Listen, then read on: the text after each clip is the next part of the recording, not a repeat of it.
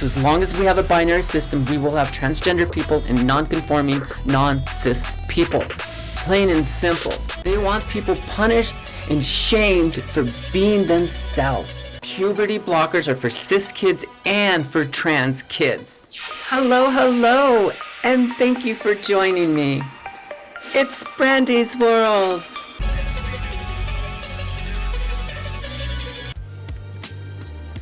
Today, we are taking another look at the podcast Generation Indoctrination, the Transgender Battle, which is brought to us by the Christian Post and hosted by Brandon Showalter.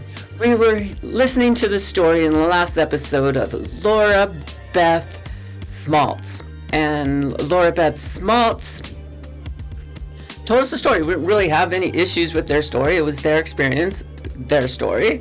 And in this episode, we're going to continue to finish. I think they're just about finished with the interview with Laura Smaltz, and they will be continuing.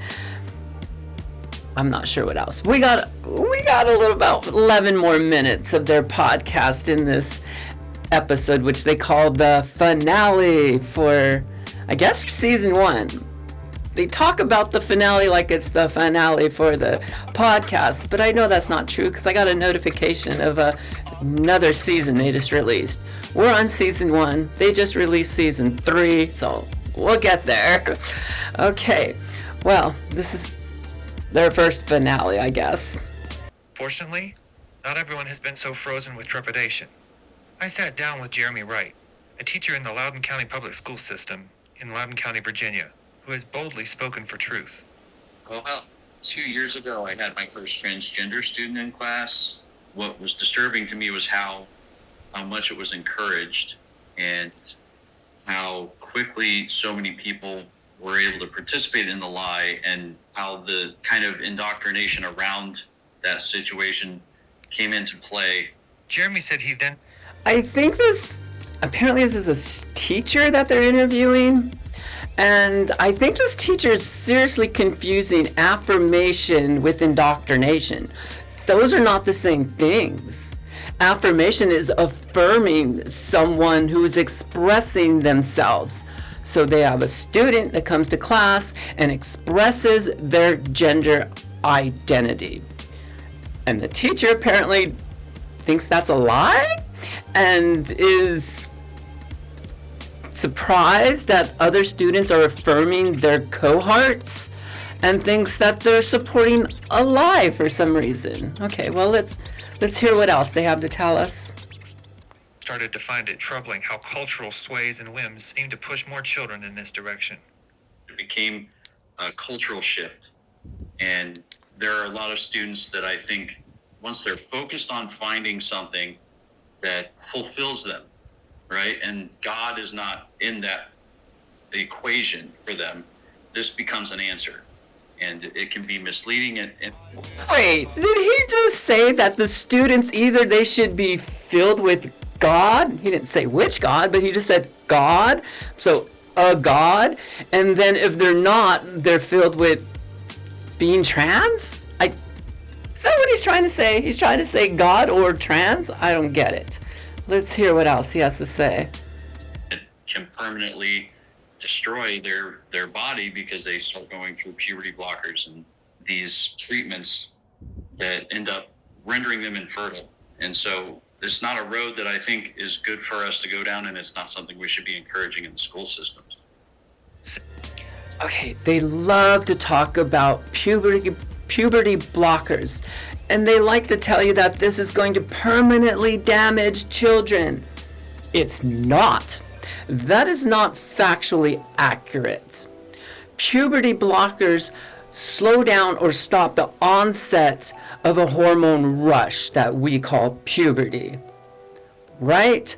So puberty blockers are not doing permanent damage. Not slowing down or stopping an unwanted puberty will do permanent damage. So if you are a transgender young person, you recognize this, you look inside yourself and go, this is my identity. It does not align with the assignment that was placed on me.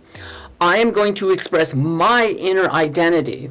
And that expression is going to be altered or compromised by this onset of puberty that will be experienced at some point in their teenage years. So in order for them to have the body that they will feel comfortable in, the mindset that they will feel comfortable in, it may be a good thing to block or slow down that onset of the puberty that they're about to experience. So for young transgender children, puberty blockers is essentially preventing permanent damage to them. I went through a puberty that was not checked or blocked or anything like that. And later in life, when I wanted to express myself, I had to do surgeries to undo some of that damage that was done for this puberty. This puberty changed my body. We have ways to slowing that down and blocking it. These are good things. Hormone blockers are good. They are not doing permanent damage, and they can be stopped at any time. And if you stop them, the onset of puberty will induce itself. So it does no damage. Hormone replacement therapy should not be for young children. It should not be for children under 18, in my opinion. Hormone blockers to slow down and block that puberty, yay, that's good. Hormone replacement therapy, that should be done to adults. Right? If you're an adult and you want that hormones that's going to make your body more aligned with the expression that will ease your gender dysphoria, then yes, do that. Hormone replacement was a wonderful, wonderful treatment for me. One of the best things I could do for my gender dysphoria, to treat gender dysphoria and make me feel like me in my own skin. Hormone replacement therapy. Yes, and hormone replacement therapy will change your body. It will change lots of things about you. It is something that should be discussed with professionals, doctors, family, support systems, and really, you going through this, it could be a wonderful treatment. But it's something you need to be prepared for. And children, I don't think, are prepared for hormone replacement therapy. I think children are in need of puberty blockers, especially transgender children, and even some cis children who are experiencing an onset of puberty that is too soon for their psychological well-being or their physical well-being. Puberty blockers are for cis kids and for trans kids, and they are not doing permanent damage. So this teacher's giving us uninformed or misleading information. But I digress. Similar to Laura Beth's own harrowing concern about why no one stepped in and tried to stop her, Jeremy described a social contagion situation in our schools today, one that tragically leads the affirmation-only approach being the only method of response. The best way I can describe it is a forced social contagion into the school. And it's meant to undermine like the structure on which the schools are based. I see a lot of the students that they're already kind of vulnerable to it. They've got high anxiety, they're depressed, they might be self-harming students, they might be confused about themselves. And at that point in their lives, the worst thing that you can do is steer them towards something that could cause permanent damage. And to me, that is exactly what this does. Especially, I'm seeing a lot of teen girls that seem to kind of gravitate towards this. And you notice how they use vague terms like this? I see teens gravitating towards this. When they don't have a good support system, when they're feeling depressed and lonely, they're going to experience this. What is the this he's talking about? The this is expression. He's talking about affirmation and expression. That's what he's talking about. And he doesn't think that's a good thing. He thinks that children should not have a system of affirmation for their identity. That is scary, y'all. How are you supposed to learn and grow and express who you are if you can't do that with the simplest thing of your gender identity? The thing that's most basic core to you, your identity. If that cannot be affirmed, how are you expecting these children to blossom into productive citizens as adults when you don't want them to even be themselves as children? I don't think this guy's doing the best job of forming our children into good citizens as teachers should be doing. My opinion. We're either wanting to participate in it or they want to support it. And it's become a cultural issue where there's fake kind of virtue signaling to make yourself feel like you're a good person. And because that's being encouraged, then the real aspect of it doesn't even come into play because nobody really wants to talk about that. Whereas, you can render yourself infertile for the rest of your life. And because of the way that the counseling departments are structured now, they have to use affirmative care.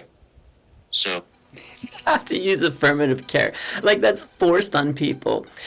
That is common courtesy in being a decent human being to affirm someone's gender identity. What is the converse of that? Does he want people to be shamed and punished for expressing who they are? I think yes. I think that's the solution they want. They want people punished and shamed for being themselves. Think on that. Is this the type of teaching we want in our schools? That is what the scary thing is. We tell our children you can grow up and be whatever you want to be because you're here in America. In America, you can be whoever and whatever you want as long as you work hard and put your mind to it. And now he has children in his classroom looking at themselves and saying, I'm expressing who I am because I can do that. I'm an American citizen. And the teacher's saying, no, that's not a good thing. In fact, all of these other children who are affirming that they could be who they want to be, shame on them too. That's what he's telling us. He's telling us there should be shame on affirmation of gender expression. Shame on affirmation of who somebody is. And it shouldn't just be the shame of the person who has the diverse idea of who they are. It should be shame on the people who are surrounding this person. Shame on all of them. That's what he is saying. And that is scary.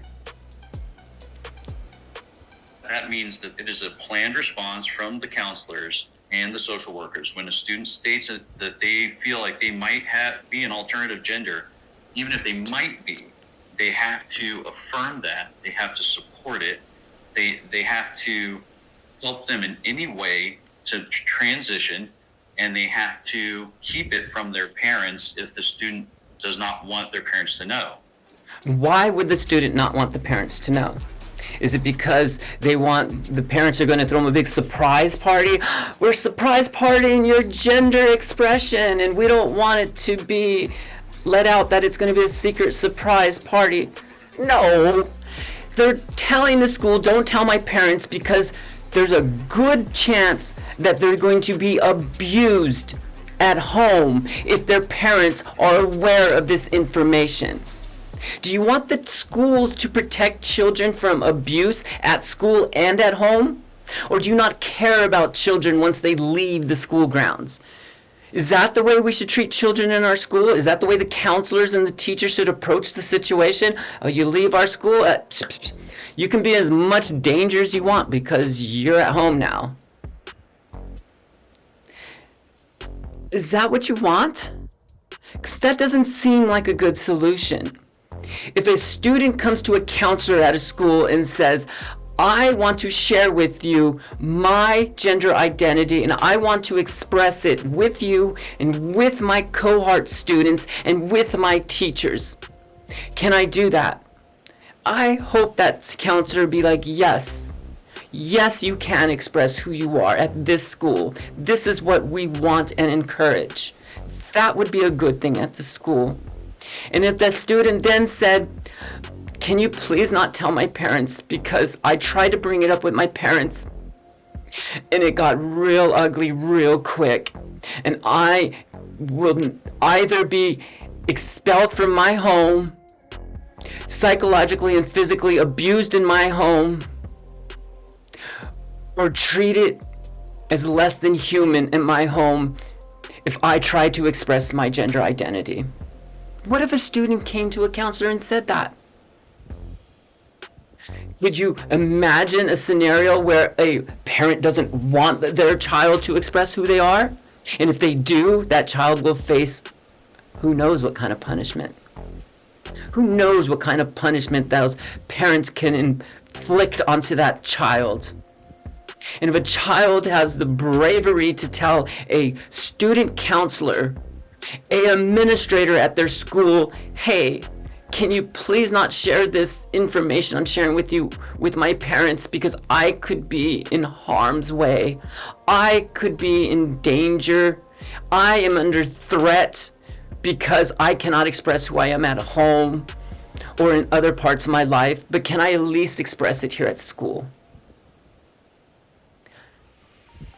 That should be a bond at the school that they should keep. They should protect that child from any potential abuse. If there is a decent chance that that child will be physically and psychologically abused because of information they are giving out, shame on the school for doing that. It is not a secret to keep the parents out of the loop. It is information withheld to protect a child from abuse. There's a huge difference. While many are shocked by the state of our schools, Jeremy says he does not believe that the situation devolved to this precarious moment overnight, as these issues have been slowly seeping into our education system over the years. I definitely saw it creeping in years and years and years ago. I guess we could call it secular liberalism. Again, it's presented as looking through life in a specific lens, a secular lens, and slowly creeped in over time to where everything became focused on the secular.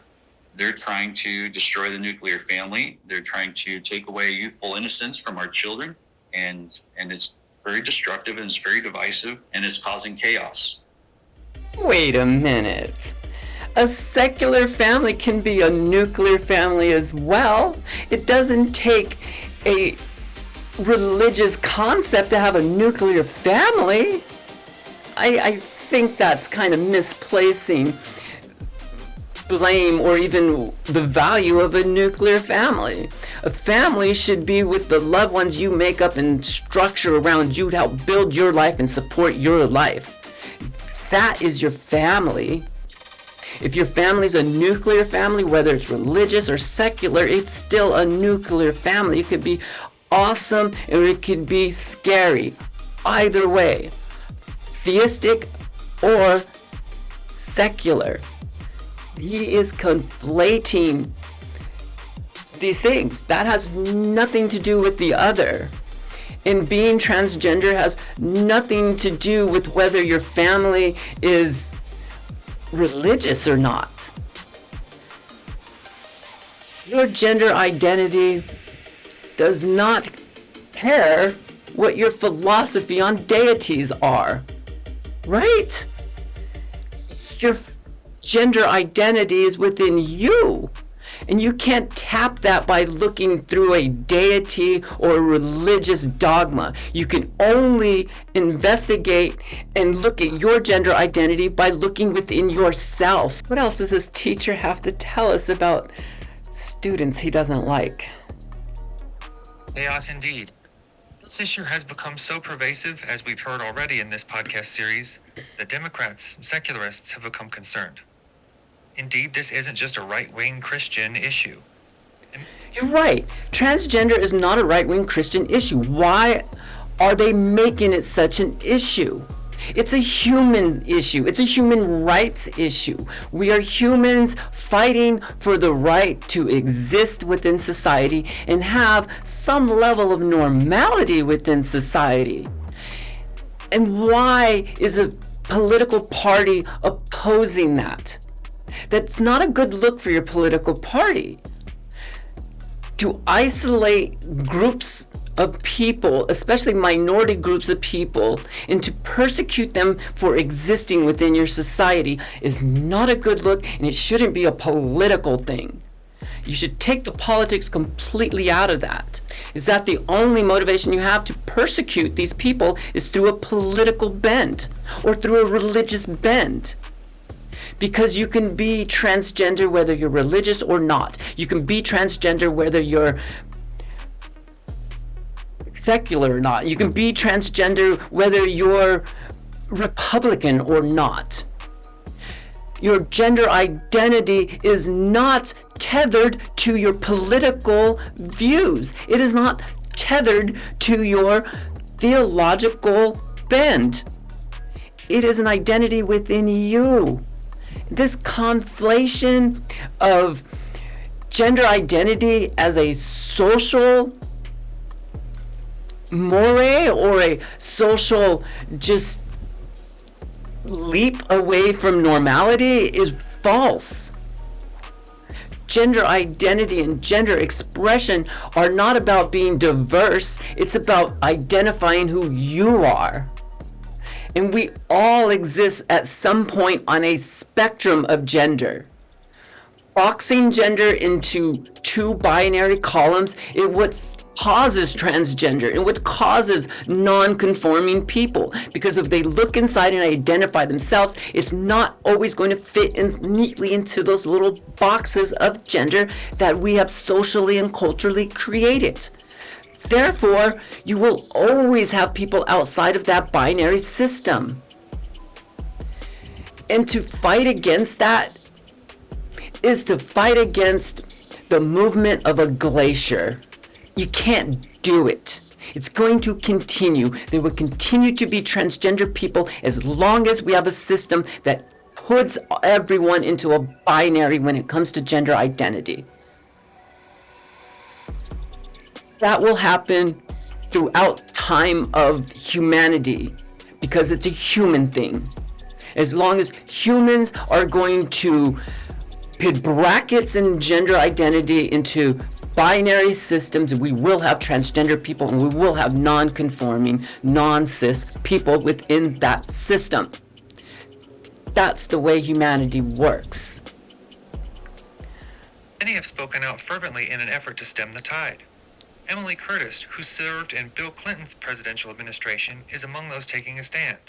Describing herself as a lifelong liberal, Emily shared her own journey of growing up as a tomboy in the 1970s. In me, especially as I looked more into the child social transition, because I, from age 4 to 12, I lived in a neighborhood where there were no girls my age. There were only boys. Me too. I don't know if I would have been gender non-conforming if I'd had girls to play with. I don't know if I was just naturally that way or if I became that way because those became my friends. Oh my God, I can so relate with that. If there was girls around me growing up, I mean, there was a couple, like my cousin was around, but she was a serious, like how she would say, a tomboy. She was rougher and tougher than most of the guys I was around, and I didn't really hang around with other girls. There's just all kinds of boys. My brother's friends were always around, so it was always rough boy play when I was a kid. I get that, totally. But I essentially was socialized into boy culture and not into girl culture. Me There are too. still things that women seem to just get about each other that I don't. I didn't have those growing experiences as a little girl. All mine were football and running and playing and outside and active, and when my mom would force me to go to. Yes, me too. In fact, I grew up in the desert before cable television and before the internet.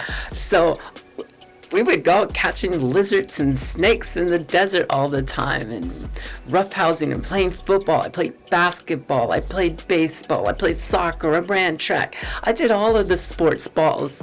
And that was just my life. It doesn't matter what gender you are. You can have fun playing lots of sports. Like a birthday party of the girls, I'd be like, this is so boring. Why are we just sitting in the house? But I was socialized as a boy, socialized into boy culture. I never doubted that I was a girl. This is in the 1970s. See, I never doubted I was a boy because in the 80s, when I grew up, I was just completely under the impression that your gender identity is dictated by and really yoked to your sexual characteristics. So like if you have a little dangly thing between your legs, then yeah, of course you're a boy. And if you don't have a dangly thing between your legs, then yeah, you're a girl. So why would I question my gender identity? I had a dangly thing and I liked girls when I was young. I liked girls and I had a dangly thing, and all of the games around me and all the people around me played quote boys games, I guess, whatever that means. But yes, I didn't question my gender identity in the 80s when I was young. I didn't have a good reason to question it because I was under the assumption that my assigned label was just something I should live up to. I didn't really look inside myself. Well, this is kind of interesting. I'm kind of aligning with this person's story a little bit. Let's hear what else they have to say. I was not other than a girl. And boys who were my friends never thought I was other than a girl. Although, and this is why it's so tricky, because after many battles, my mom wanted me to wear dresses and look like a girl, but she ended up giving up because the battle was just too, I wasn't doing it. If something had ruffles on it, I cut it off. I cut the ruffles off. Now, that would be a sign that, oh, I'm really a boy and she should transition me. No, that's not a sign. Our clothes we wear, they're socially conditioned to be binary. They don't have to be binary at all.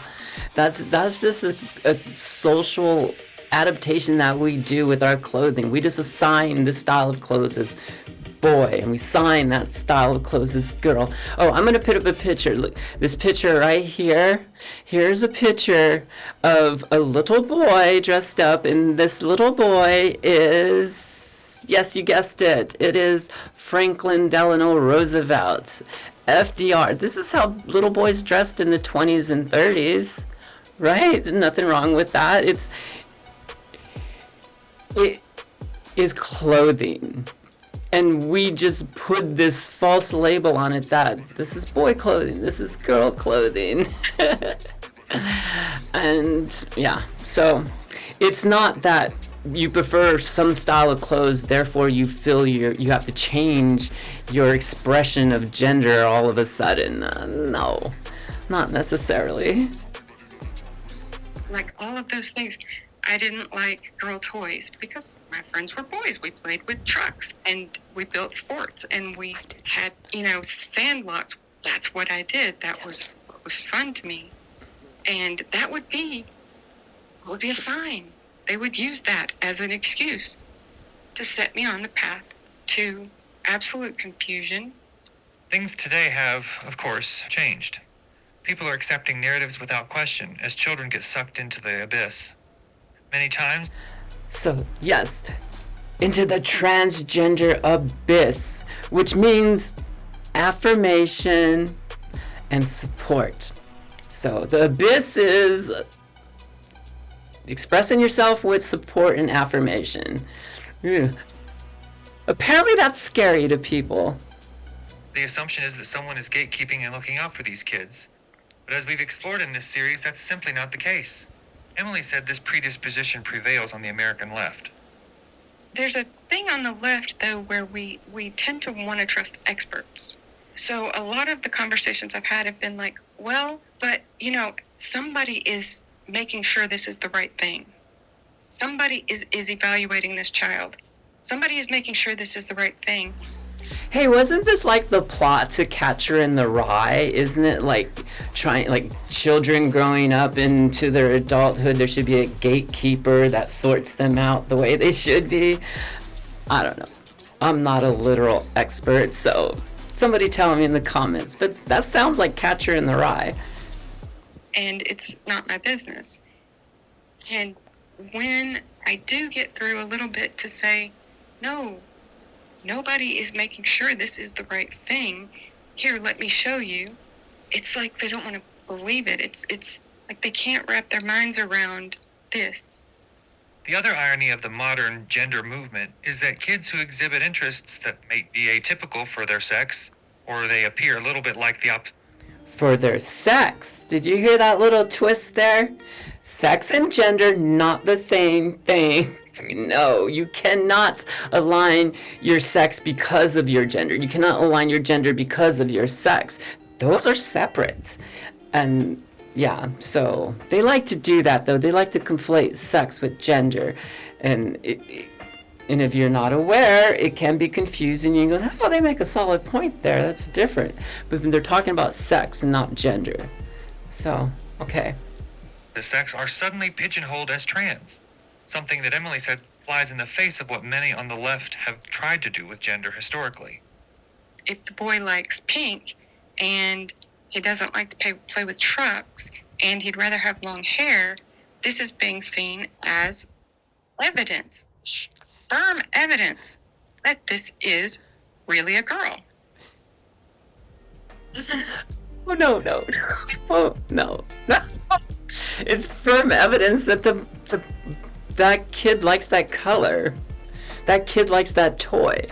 Has nothing to do with their gender identity or their gender expression. My goodness.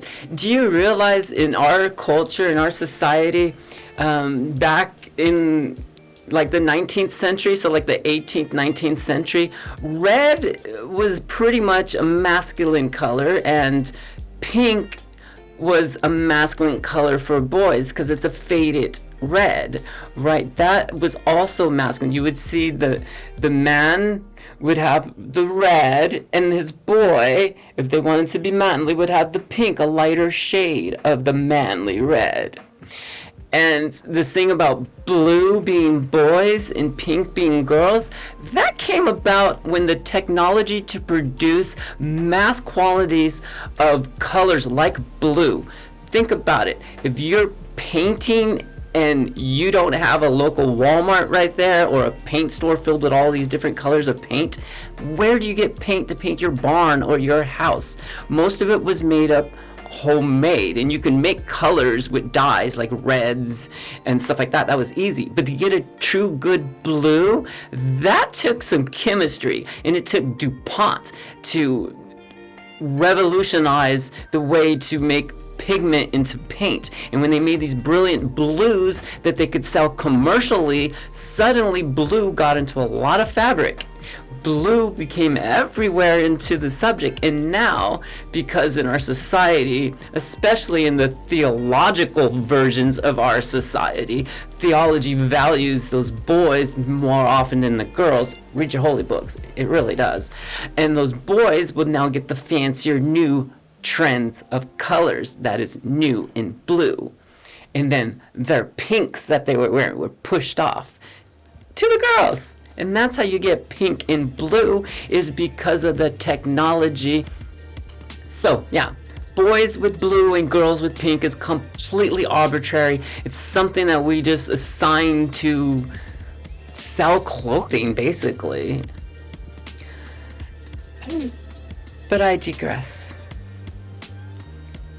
And my friends who largely think like me are like, wait a minute, didn't we fight through all this stuff to stop the gender stereotypes? I mean, what are the gender stereotypes doing back here? We you know, what we did is we fought for the ability for little boys to be able to play with dolls without being called bad names. And it's like we're doing that again. Only the consequences are not a frustration of being pigeonholed into roles and stereotypes that don't fit you. The consequence is a mass medical experiment to see what happens. Just see what happens when you put a girl through something approximating male puberty. Can you imagine? You're at the university and you're applying to do some experiments, and you do your pre-registration of your experiment, and you're going, yeah, we really want to see what all of these chemicals would do to small human children.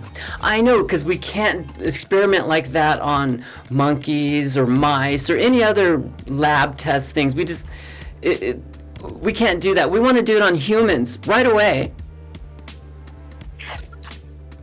They seriously think that's happening? They think people are setting out to experiment on kids to see what happens.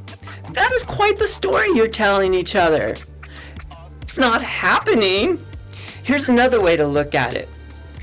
Children are in places where they have support systems and they feel that they could express their gender identity. And when they do that, they're met with affirmation and support. And sometimes this affirmation and support is going to consist of things like puberty blockers and social affirmation.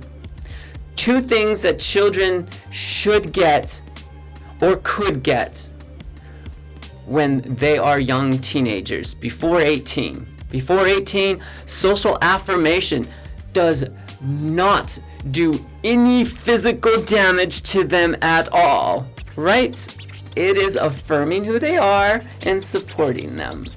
Yay. That means using pronouns that best describe their identity and their expression, and the name that best fits with their identity and their expression. Social affirmation, not hard to do. The only medical affirmation that I see could be part of this would be a puberty blocker, and that is going to be for young children who don't want to go through a unwanted puberty that will do permanent damage to their body. If you can block that permanent damage from onsetting, that is a good thing, and that is good for children to have. Protection. Puberty blockers protect them from unwanted surgeries later in their life. That's what they do. Social affirmation allows them to be part of society. We want that with all of our children. So, okay then. See what happens. Does she have the same bone density and heart size and other masculine body characteristics as a man? Let's just see what happens. That's what they're doing, is just... And where do all of this size and mass and stuff come from? It comes from the puberty's onset. You see how they get confused there? They're like, yo, men and women are different physically. Yes, they are. Why? Because they go physically different through puberties.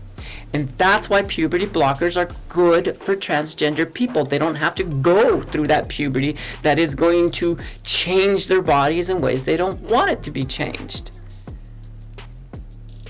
Let's see what happens with a child's body. Emily said the current dynamic, and in particular the surgical transition of minors, has left her beside herself. Surgical transition of minors, that is hyperbolic. No one is arguing for that. I want them to bring out and name a child who has, later on, after they turn 18, bring that person out and say, yo, I got all of these gender affirming surgeries when I was a child. You're not going to get many of them.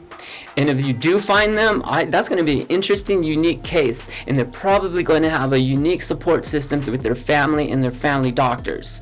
So that would be an interesting story. Bring that out. But don't just throw it out there and say, oh, children, because they get puberty blockers, which is not surgical, claiming that they have this surgical procedures done. They are not having surgical procedures done to them. That is not the norm. That is very rare if it happens to children under 18 for gender affirming care.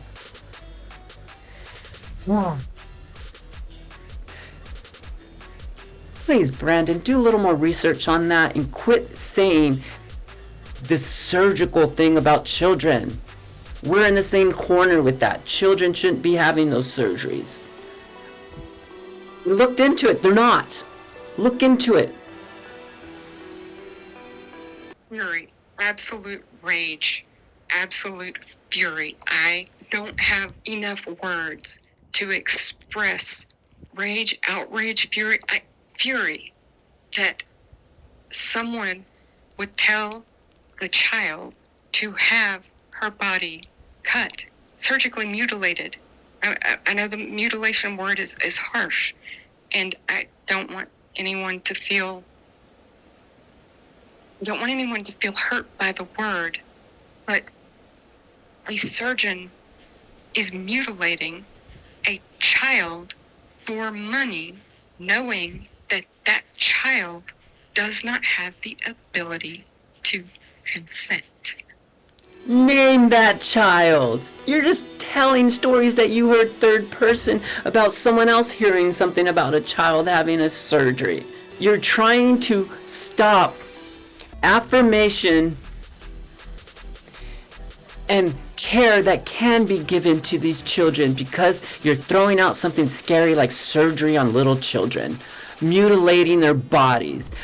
The only thing that's going to really mutilate their body is that puberty onset that they are not going to want or need. That unwanted puberty will mutilate their body. And to try to adjust that body later in life, they're going to have surgeries for that. I had to have surgeries because I went through an unwanted puberty. And that's the centerpiece of the chaos we now find ourselves in. Innocent children being preyed upon and profoundly confused. Throughout this series, we've explored the roots of the transgender craze, hearing from doctors, lawyers, parents, and experts concerned about our cultural obsession. And we've explored how we've arrived at this juncture. The only question is, what remains? What will we do about it? What will you do about it? And how many more have to be irreversibly harmed before we all say, that's enough? Okay, well, that's ended that episode. Yeah, you know what's interesting, Brandon and the rest of you Christian Post people? What is your end game?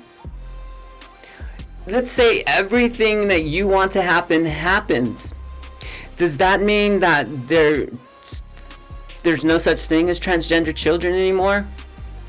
There's no such thing as trans adults anymore? How does that work? Would you force me to have surgeries to socially affirm to the assignment you think I should live under? Should other people be forced to conform to the label you think they should live under? At what age do you think that should start applying to people? I'm an American citizen, I'm an adult, I vote. I shouldn't have to conform my body to your will. Neither should children conform their bodies and their identities to your will. They should conform and express who they are to whomever they want. If it's only to themselves, then it's only to themselves. If it's to all society, it's to all society. Either way, everyone should have affirmation for who they are. That is not asking too much. It's not asking a lot. It is asking the bare minimum as a citizen, as a fellow person, as a fellow human who lives among other humans. To affirm someone's identity is the minimal you can do. And that's what you're fighting against. That's cruel. It's not nice. It's not nice to trans adults. It's not nice to trans children. We do not go away because you wish us to go away. We exist. We will always exist as long as there is a binary to put us into box A or box B, because not everyone's going to fit into either of those boxes. So as long as we have a binary system, we will have transgender people and non-conforming, non-cis people. Plain and simple. If you want that Go away with trans people. Go away with the system that has a binary label attached to it. Put everyone on a spectrum. You're not worried about which box someone is jumping out of and jumping into the other of. Everyone exists on a spectrum. Okay, that's going to wrap it up for today, but I'm going to leave you, as I always do, with this message. Love yourself, but more importantly, like yourself, and treat people the way they want to be treated. Bye-bye for now.